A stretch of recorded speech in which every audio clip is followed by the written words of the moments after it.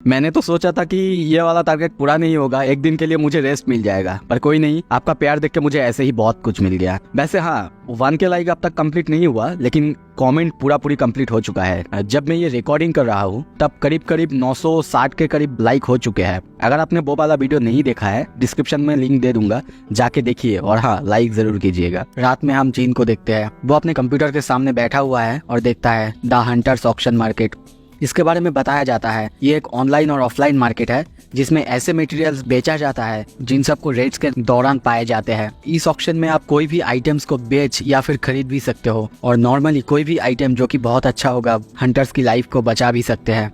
पर ऐसा सबके साथ नहीं है, क्योंकि जो ई रैंक और डी रैंक के हंटर्स है उन्हें इतना पैसा नहीं मिलता कि वो अपने लिए कोई भी इक्विपमेंट खरीद सके। और ये सरप्राइजिंग नहीं है, जो कि हाई रैंकिंग हंटर्स होते हैं उनके इक्विपमेंट्स बहुत ज्यादा मिलियंस या फिर बिलियंस उनका भी होते हैं। और तभी जीन कंप्यूटर के सामने देखते हुए कहता है ये इतना ज्यादा एक्सपेंसिव क्यों है, और सोचने लगता है मुझे लगा कि मेरे पास अभी इनफ पैसे हैं, पर ये देख के तो लगता है कि मैं ये अफोर्ड नहीं कर पाऊंगा। हो सकता है वहाँ पे कासल के जाने के बाद ऐसा कोई डिमांड्स मिल जाए जो कि बहुत ज्यादा ताकतवर हो, और वो कासल वो भी तो बहुत ज्यादा खतरनाक है, इसीलिए मुझे और ज्यादा अच्छे इक्विपमेंट की जरूरत है। और तभी वो शॉप बाहर निकलता है और कहता है क्या मैं यहाँ से कुछ बाय कर लूँ, पर यहाँ पे तो ऐसा कुछ है ही नहीं। लगता है कि आप वो ऑर्ब ऑफ अवराइज वो मुझे बेचना ही पड़ेगा, पर मुझे लगता है वो मेरे पास है, मैं बहुत ज्यादा लकी हूँ। मुझे लगता है कि वो ऑर्ब मैजिक हंटर्स की क्षमता बहुत ज्यादा बढ़ा देगा, इसीलिए वो बहुत ज्यादा महंगा बिकेगा, पर मुझे इसे एक ब्लैक मार्केट में ही ले जाना पड़ेगा क्योंकि ये एक इलीगल आइटम है। पर फिर भी वहाँ पे भी मुझे बताना पड़ेगा मुझे ये कैसे मिला। अगर मैं ऐसे ही वहाँ पे चला जाऊंगा और इसे दिखा दूंगा तो शायद लोग बातें करना शुरू करेंगे।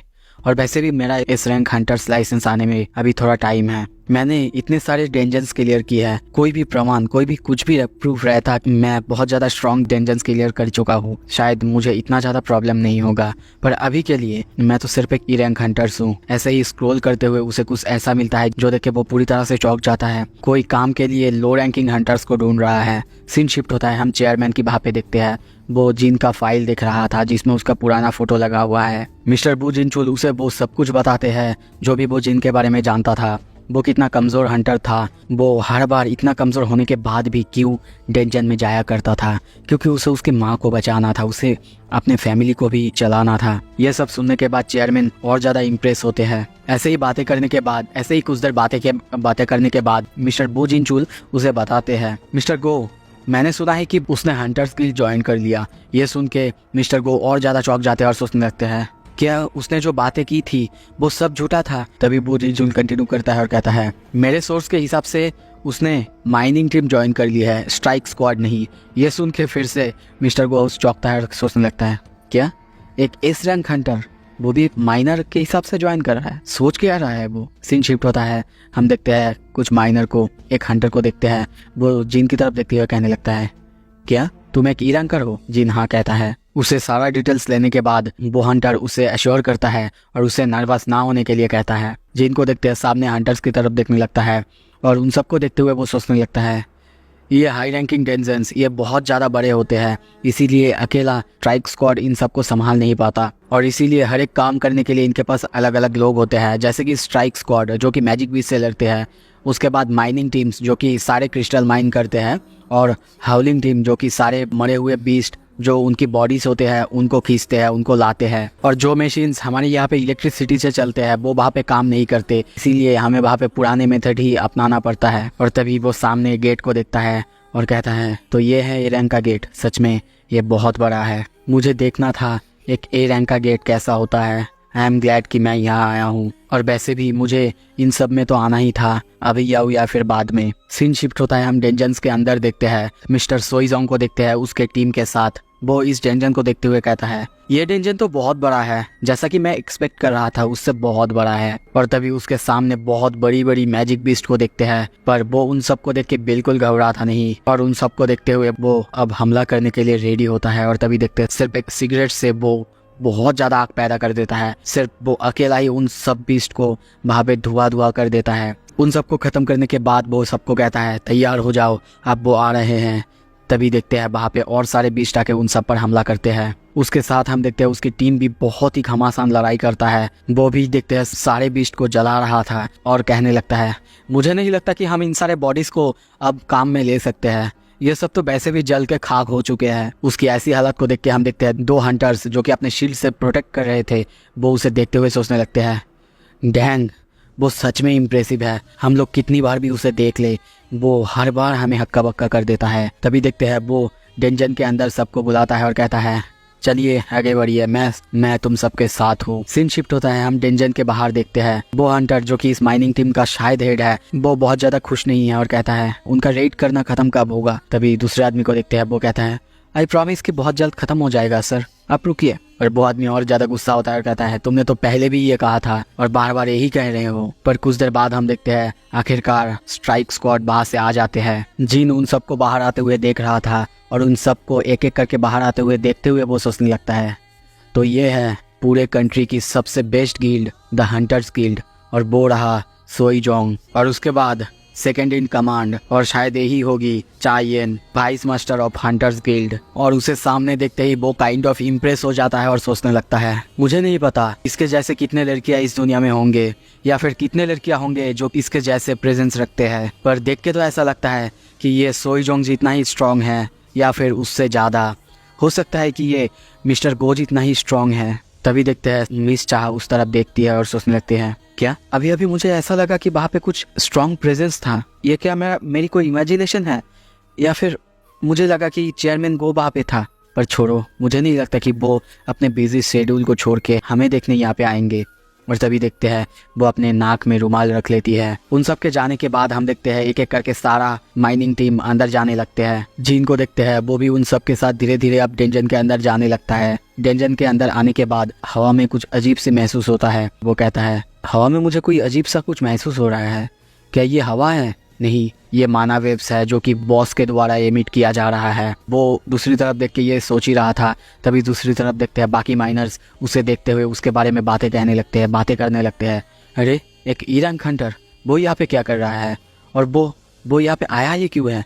टीम लीडर को क्या कोई पागल कुत्ते ने काटा है जो उसे इस टीम में लिया है? एक ईरान हंटर तो नॉर्मल ह्यूमन जितना ही ताकतवर होते हैं। मुझे नहीं लगता कि आज की काम इतनी जल्दी पूरा कर पाएंगे। ये सब बातें जीन दूसरी तरफ से सुन रहा था। सोचने लगता है, हाँ जैसे कि मुझे पता है ईरान हंटर्स की इज्जत कहीं भी नहीं है। तभी देखते हैं उसके साथ एक माइनर का धक्का लगता है और वो उसकी तरफ गुस्से में देखते हुए कहता है, थोड़ा सा हट तो जाओ। पर जिन बहुत ही गुस्से के साथ उसकी तरफ देखने लगता है। उसकी आंखों को देख के वो डर जाता है और कहता है, नेवर माइंड। जिन बात से चला जाता है। वो माइनर उसे देखते हुए सोचने लगता है, क्या सच में वो एक ईरान हंटर है? कुछ देर बाद हम देखते हैं सारे जो हाउलिंग टीम्स हैं वो सारे मरे हुए बीस्ट बॉडीज को ले जा रहे हैं। और तभी हमें यहाँ पे बताया जाता है जो स्ट्राइक स्क्वाड है वो सारे नॉर्मल्स पहले सारे जो मैजिक बीस्ट है डेंजन के अंदर उन सबको ख़त्म करते हैं, पर बॉस को नहीं, क्योंकि एक बार बॉस को अगर मार दिया उसके बाद तो गेट बंद हो जाता है, तो उन सबको इतना ज़्यादा प्रॉफिट नहीं होंगे। इसीलिए पहले तो सारे मैजिक बीस्ट को मारते हैं, उसके बाद माइनिंग टीम और हाउलिंग टीम अपना काम करते हैं। सब कुछ खत्म होने के बाद उसके बाद स्ट्राइक स्क्वाड वहाँ पे आते हैं, बॉस को मारते हैं। ए रैंक के गेट्स में जो मैजिक बीस्ट मिलते हैं उनकी सब कुछ ही काम में आते हैं, यहाँ तक कि उनकी बॉडी, उनका बोन्स, उनका लेदर, उनका मीट, सब कुछ। माइनिंग टीम का लीडर कहता है, तुम्हें शायद ये देख के बहुत अजीब लग रहा होगा, ये जो डेंजन है बहुत बड़ा है। जिन भी सामने देख के कहता है, हाँ बहुत ज़्यादा ही बड़ा है। तभी जिन पूछता है, अच्छा हम सब यहाँ पे काम करते हैं, बॉस को तो अभी मारा नहीं गया है। उसकी बात काटते हुए वो आदमी कहता है, हाँ क्योंकि अगर उन्हें मार देंगे तो फिर ये डेंजन तो ख़त्म ही हो जाएगा ना, तो फिर हमारे काम में तो कुछ भी नहीं आएगा। इसीलिए हम अपना काम करते हैं, उसके बाद ही वो सब आके बॉस को मारते हैं। यह सुनने के बाद जिन कहता है, अच्छा तो फिर मान लीजिए अगर वो बॉस अपने डेंजन से, अपने बॉस लेयर से बाहर आ जाए तो फिर तो क्या होगा? ये सुन के वो आदमी कहता है, ये बहुत कम होता है, बहुत ही ज़्यादा रेयरली होता है, और अगर सच में कभी ऐसा हो गया तो मान लो हम सब मर गए। जिन फिर कहता है, आपको डर नहीं लगता? आप जहाँ पे काम कर रहे हो यहीं पे एक इतना ज़्यादा खतरनाक ए रैंक डेंजन का बॉस यहाँ पे है, अगर उसने कुछ कर दिया? वो आदमी कहता है, बिल्कुल नहीं, मैं बहुत सालों से इन सारे डेंजर्स में ऐसे ही काम करता आ रहा हूँ, ऐसा कभी नहीं हुआ। जिन सामने देखते हुए कहता है, शायद ना जानना बहुत बड़ी सी एक आशीर्वाद है, क्योंकि जिस तरह का माना वेब्स मुझे मिल रहा है और जो वो बॉस एमिट कर रहा है, मैं जानता हूँ कि वो बॉस कितना ज़्यादा स्ट्रॉन्ग है, यहाँ तक कि ये बॉल्कन और मीटस से भी ज़्यादा स्ट्रॉन्ग है। सच में मैं छोईजोंग और साइयन की टीम से बहुत ज़्यादा इम्प्रेस हुआ। वो लोग इस लेवल के बॉस, इस लेवल के डेंजन को क्लियर कर रहे हैं, कुछ देर बाद हम देखते हैं जिन माइनिंग करना चालू करता है और वो बहुत ही तेज़ी से, बहुत ही ज़्यादा स्पीड से माइन करना चालू करता है। उसे देख के वहाँ के सारे जो माइनर्स थे सब चौंक जाते हैं, हक्का बक्का रह जाते हैं, क्योंकि इससे पहले उन्होंने किसी को भी इतने ज़्यादा स्पीड से, इतने ज़्यादा तेज़ी से माइन करते हुए नहीं देखा। वो लोग बस उसकी तरफ देखते हैं और सोचने लगते हैं, क्या सच में वो एक ए रैंकर है? उसकी काम देख के ऐसा बिल्कुल नहीं लग रहा है। क्या सच में आपने उसका लाइसेंस तो चेक किया था ना? वो आदमी यानी माइनिंग टीम लीडर कहता है, मैं किसी नए बंदे को ऐसे ही अपने काम में रख लूंगा। और उसे देखते हुए वो कहता है, clearly Sang was born to be a miner. कुछ देर बाद लंच टाइम होता है, सब लंच करने के लिए आगे बढ़ने लगते हैं। टीम लीडर जिन को कहते हैं, हे जिन, क्या तुम आ रहे हो? पर जिन कहता है, नहीं, मैं सुबह खा के आया हूँ। ये कहने के बाद हम देखते हैं वो सब वहाँ से चले जाते हैं। अब जिन डेंजन में अकेला ही है और वो कहता है, फाइनली अब मैं अकेला हूँ। ये अपॉर्चुनिटी मैं अपने हाथ से जाने नहीं दे सकता। मेरे पास सिर्फ 1 घंटा है, मैं वहाँ पे जाऊँगा और बस देखूंगा। और तभी देखते हैं वो डेंजन के अंदर जाने लगता है। कुछ देर बाद हम देखते हैं वो अब पहुंच चुका है। इतनी बड़ी सी जाइन को देखते हुए वो सोचने लगता है, मैं इसे देख के बता सकता हूँ ये बहुत बहुत ज़्यादा स्ट्रॉन्ग है, यहाँ तक कि मीटर से भी बहुत ज़्यादा स्ट्रॉन्ग। और तभी देखते हैं वो अपना डैगर निकालने लगता है और खुद उसे मारना चाहता है और सोचने लगता है, हाँ मुझे पता है बॉस को हराना मेरा काम नहीं है। और थोड़ा सा स्माइल के साथ कहता है, क्या मैं इसे मार दूँ? पीछे से आवाज़ आता है, यहाँ पे तुम क्या कर रहे हो? उसके पीछे हम देखते हैं मिस चाय येन को। वो आगे कहती है, क्या कर रहे हो तुम यहाँ पे? जिन जल्दी जल्दी अपना डैगर छुपा लेता है और कहता है, ओह ये बहुत क्लोज कॉल था। वो कहता है, मैं यहाँ पे खो गया था।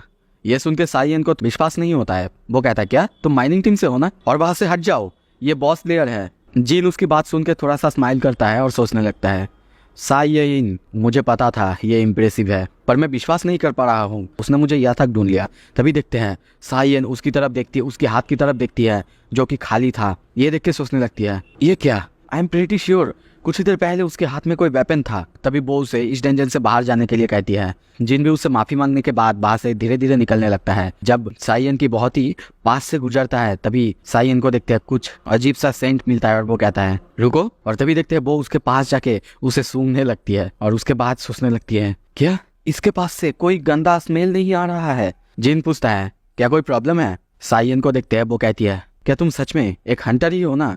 और तभी उसके बैच को देखने लगता है, पर उसके बाद जब उसे कंफर्म होता है तभी कहती है, जाते टाइम थोड़ा सा ध्यान रखना, ये डेंजन बहुत ज्यादा बड़ी है। जिन को देखते हैं, जिन जाने लगता है। तभी चायन उसे देखते हुए सोचने लगती है, उसका स्मेल, शायद वो बहुत ज्यादा लो रैंकिंग हंटर है इसीलिए उसका स्मेल नहीं आ रहा था, पर फिर भी उसका स्मेल बहुत ही अच्छा है। सीन शिफ्ट होता है। अब हम देखते हैं माइनिंग टीम के पास। जिन वहाँ पे आ चुका है। टीम लीडर जिम को देख के कहता है, क्या तुम घूम गए थे और घूमते घूमते तुम चायन के पास पहुंच गए थे? सच में उनसे मिलना तो एक लाइफ टाइम अपॉर्चुनिटी है। और तभी वो कहता है, मिस चायन हमेशा पेट्रोल में रहती है। ये बात सुनकर जिन को समझ में आ जाता है, इसीलिए वो बॉस लेयर के पास थी। तभी और एक बंदा कहता है, उसकी नाक बहुत ज्यादा तेज है और उसका एक कंडीशन है जिसकी वजह से वो हंटर से निकलने वाले जो अजीब से गंध होता है उनको पहचान लेती है और उसको वो बहुत अजीब लगता है। तब जिनको ये भी समझ में आ जाता है और वो सोचने लगता है, अच्छा तो इसीलिए हमेशा वो अपना नाक कवर करके रखती है। मुझे लगता है कि उसे ऐसे हंटर्स के साथ रहना अजीब लगता होगा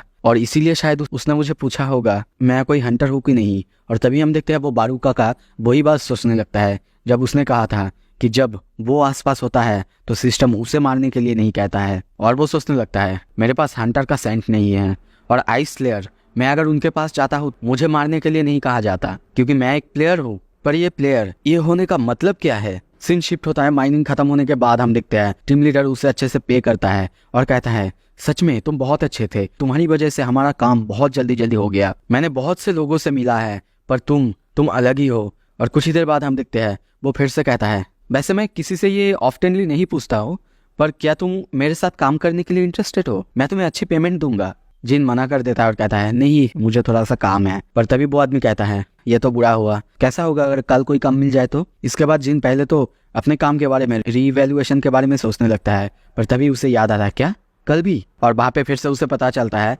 स्ट्राइक स्क्वाड का दूसरा एक टीम है जो कि और एक गेट संभालेंगे। मतलब इनके पास 2 टीम जैसे कि स्क्वाड ए और स्क्वाड बी टीम है। और जब उसे पता चलता है एक और ए रैंक के गेट में जाने वाले हैं तो वो कहता है, ठीक है कहाँ पे मिलना है कल? ये सुन के वो आदमी बहुत खुश होता है और कहता है, ठीक है आ जाना, मैं तुम्हें बता दूंगा और तुम्हें चिंता करने की कोई ज़रूरत नहीं, मैं तुम्हें अच्छे से पे करूंगा। ये सुन के जिन हंसने लगता है, क्योंकि आपको पता है जिन के पास कितना सारा पैसा है। सीन शिफ्ट होता है, हम जिन्हो को कजिन सिस्टर के साथ देखते हैं। वो उसे एक रेस्टोरेंट में लेके आया है। वो ऑलरेडी बहुत ज़्यादा टल्ली है। वो उसे ये भी बताता है कि उसने अपने पापा से बात की थी और वो बात अच्छी तरह से गया, पर एक चीज़ है जो कि उसके पापा को चाहिए और उसके लिए उसे जिन का हेल्प चाहिए। बार बार उसके मुंह से जिन का नाम सुन के वो सोचने लगती है ये बंदा आखिर कौन है। तभी देखते हैं जिन्हो उसे फ़ोन दिखाते हुए कहता है देखो मैंने उसे कितनी बार कॉल की थी पर एक बार भी वो जवाब नहीं देता है। ये कह के वो रोने लगता है। उसके बाद उसकी कजिन कहती है यार मुझे तो ये अजीब लग रहा है, क्या तुम दोनों कोई डेटिंग बेटिंग तो नहीं कर रहे हो ना। और वैसे मुझे भी बहुत ज़्यादा काम है, मुझे जाना है। और ऐसे ही बात करते करते कुछ देर बाद हम देखते हैं वो उसका फ़ोन ले लेती है और जिन को कॉल लगा देती है। और तभी देखते हैं जिन का फ़ोन बजने लगता है, रिंग होने लगता है। दूसरी तरफ से हम देखते हैं जिन उसका फ़ोन उठा के कहता है हे बहुत दिन हो गए ना। ये देख के जिन बहुत ज़्यादा खुश होता है और उससे बात करने लगता है। यहाँ तक कि जब जिन उससे उसके पापा के साथ बात के बारे में पूछता है तब जिन्हो बताता है सर वो तो बहुत अच्छा गया पर उसके लिए मुझे आपकी मदद चाहिए। क्या कल आपके पास कोई टाइम होगा, हमें थोड़ा सा बात करना है। जिन कहता है हाँ होगा, अगर तुमको लेट नाइट चलेगा तो फिर मुझे कोई प्रॉब्लम नहीं। जिन्हो हाँ कर देता है। सीन शिफ्ट होता है, मिस चाइयन को देखते हैं। उसने किसी को कॉल किया है, बाहर से उसे आवाज़ आता है मिस चाइयन नॉर्मली आप तो मुझे इतनी रात को कॉल नहीं करते, क्या हुआ। मिस चाइयन पूछती है क्या तुम मुझे किसी के बारे में इंफॉर्मेशन दे सकते हो, वन ऑफ द माइनर्स, उसका नाम है संग जिनबू। सो ये एपिसोड यहाँ पे खत्म करते हैं। अगला एपिसोड बहुत जल्दी लेके आऊँगा। Thank you so much video देखने के लिए।